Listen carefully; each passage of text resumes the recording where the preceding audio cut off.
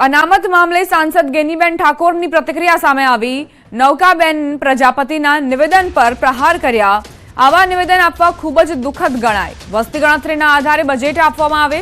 ભાજપ પ્રદેશ મંત્રી નૌકાબેન પ્રજાપતિએ અનામત માથાના દુખાવા સમાન છે તેવું નિવેદન આપ્યું હતું, જેને લઈને સાંસદ ગેનીબેન ઠાકોરે પ્રહાર કર્યા હતા। બધા જ લોકો એવા ઈચ્છે છે કે વસ્તીના ધોરણે એની જનગણના થાય, વસ્તીના ધોરણે એ લોકોને બજેટ આપવામાં આવે અને એસસી એસટી ઓબીસીની વસ્તી રાજ્યમાં કે દેશમાં કેટલી છે એના માટે કરીને વસ્તી ગણતરી માટેની વાત અવારનવાર તમામ વિપક્ષો અને આ સમાજો જ્યારે માગણી કરતા હોય ત્યારે એમનો આ સ્ટેટમેન્ટ હું માનું ત્યાં સુધી વ્યક્તિગત રીતે હું કહેવા જાઉં તો આ દુઃખદ કહેવાય। एएमसी में भर्ती कौभांड मुद्दे हंगामो थयो छे। एएमसी काका भत्रीजा और मामा भाणियानी होवानो आरोप कांग्रेसे लगाव्यो।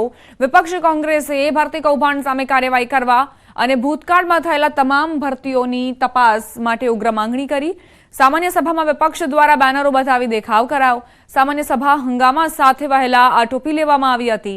महत्वनुं छे के अमदावाद महानगरपालिकानी मळेली बोर्ड बेठकमां विपक्ष द्वारा भर्ती कौभांड अने आउटसोर्सिंग मुद्दे उग्र रजूआत कराई हती।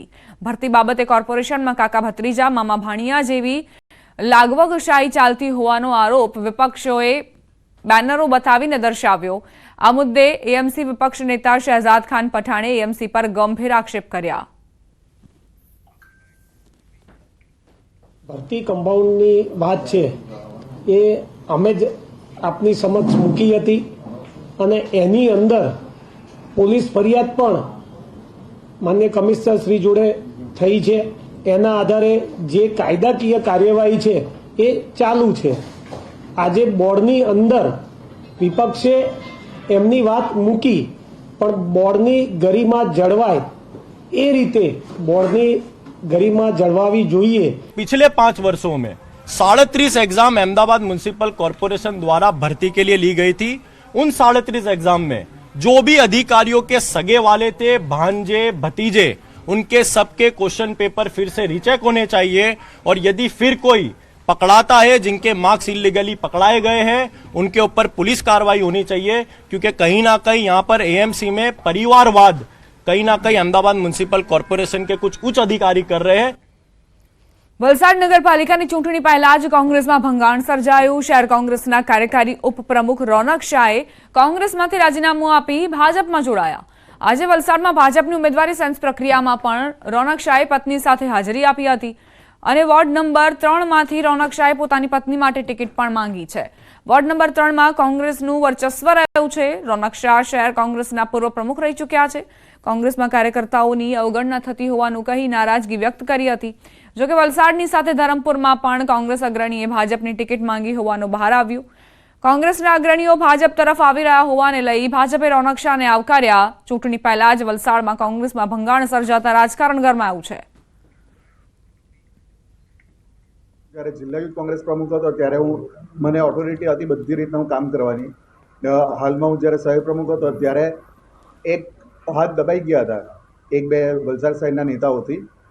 એટલે જો હોદ્દો આપ્યો હોય ને કામ કરવાનું એ હોય મનાઈ તો પછી એ હોદ્દા પર રહેવાની કંઈ જરૂર નહીં હતી। કોંગ્રેસના જે શહેર પ્રમુખ જે યુવા કાર્યકારી પ્રમુખ એમના પત્નીએ ટિકિટ માંગી છે એ ખરેખર બુદ્ધિશાળી કહેવાય કે કોંગ્રેસમાંથી આજે ભાજપની પાર્ટીમાં ટિકિટ માંગીને ભાજપની પાર્ટી પર વિશ્વાસ, ભાજપના નેતાઓ પર વિશ્વાસ રાખીને એમણે ટિકિટ માંગી છે, તો એ ખૂબ પ્રશંસનીય પાત્ર છે। મહેસાણાના ખેરાલુ પાસે આવેલા ચોટિયા ગામની 100 મહિલાઓને બેંકની નોટિસ આવતા ખળભળાટ મચી ગયો। અમદાવાદની શ્રી મહિલા સેવા સહકારી બેંક લિમિટેડથી ખેરાલુના ચોટિયા ગામની મહિલાઓને નોટિસ મળી। નોટિસમાં ઉલ્લેખ છે કે મહિલાઓએ લીધેલી લોનના હપ્તા ભરાયા નથી, જેના કારણે આ નોટિસ મોકલાઈ છે। આ નોટિસમાં મહિલાઓને 35,000 થી 38,000 સુધીની રકમ ભરવા માટે જણાવાયું છે। મહિલાઓનો દાવો છે કે તેમણે ક્યારેય કોઈપણ પ્રકારની લોન નથી લીધી, છતાં આ નોટિસ મળી છે।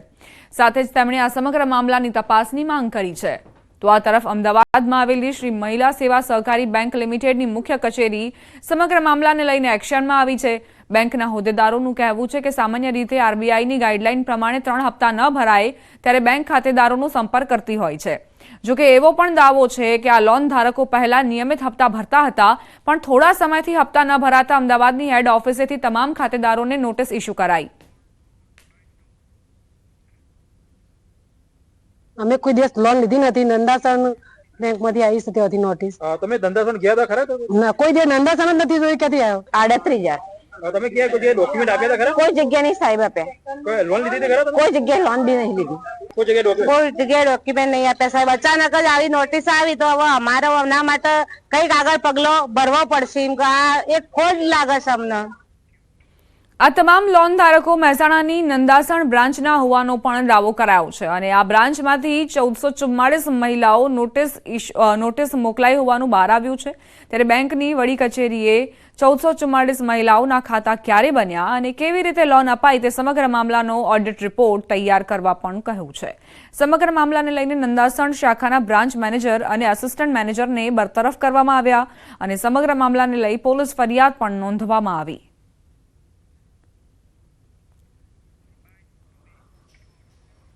લોનોના હપ્તા પહેલાં તો બધા રેગ્યુલર આવતા હતા, પણ પછી કોઈક બહેનોના પૈસા નહોતા આવતા. એટલે બેંકમાં એવો નિયમ છે કે કોઈના પૈસા ના આવે તો અમે ફોનથી બી રિકવરી કરતા હોઈએ, રૂબરૂ બી અમારા ફિલ્ડમાં જ કામ કરીએ છીએ. એટલે પછી એવું લાગતું હતું કે આ લોનોમાં કદાચ કશું ખોટું થયું છે, તો અમે ઓડિટ બી કરાવડાવ્યું અને પછી પોલીસ કમ્પ્લેન કરી. તો એમાં એ બધી બહેનોનું એવું કહેવું છે કે અમે લોન નથી લીધી, પણ બેંકના ચોપડે એમની સહી છે, એમના KYC પ્રૂફ છે અને એમના નામ પર લોન બોલે છે. એટલે એઝ અ બેંક તો અમે એમની પાસે જ રિકવરી કરીએ, પણ એ બહેનો એવું કહે છે કે અમે લોન નથી લીધી, એટલે અમે એની પોલીસ કમ્પ્લેન કરી છે. એ મામલે પોલીસની તપાસ ચાલુ છે, પણ અમારી ઇન્ટરનલ ઇન્ક્વાયરી બધી થઈ ગઈ છે અને એ પ્રમાણે અમે જે લોકો અમને લાગ્યા કે જેને પ્રોસેસ બરાબર નથી કરી એ લોકોને અમે ટર્મિનેટ કરી દીધેલા છે. અમને શું થયું કે પહેલાં તો એક જ બ્રાન્ચ હતી, પણ અમને થયું કે એકલા બ્રાન્ચ મેં અમદાવાદમાં અહીંયા જ કરીએ એના કરતાં આપણે બીજી બધી જગ્યાએ પણ જઈએ. એટલે અમે 13 બ્રાન્ચોમાં છીએ અને એટલે જ્યારે બ્રાન્ચોમાં જઈએ ત્યારે અમારે બી બધું કરતા જ હતા, કારણ કે બેંક છે એટલે બધી જ રીતે કરવું હતું. પણ હવે ઘણી વખત એવું પણ થયું કે કોઈ એક જણ બરાબર ના નીકળ્યું, એવું જ થયું છે.